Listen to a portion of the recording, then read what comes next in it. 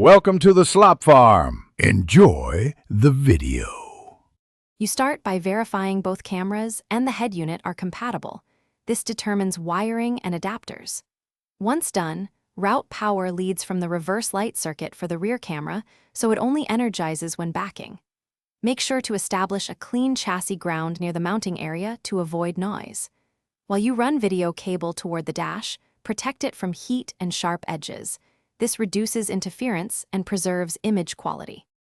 Next, feed shielded RCA or twisted pair video cable through the vehicle interior, keeping it separate from high current runs to prevent hum. Then mount and wire a dual camera selector or trigger box so you can switch front and rear feeds.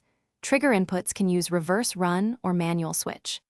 Make sure to test each camera's feed at the selector with temporary power and a multimeter to confirm continuity, so you catch wiring faults before sealing connections.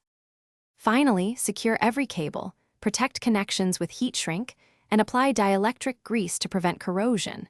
This ensures long-term reliability.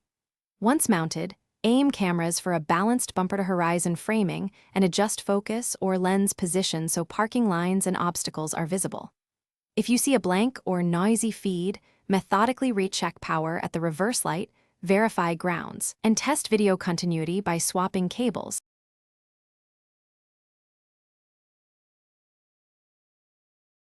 Thanks for watching. Consider subscribing if we helped you today.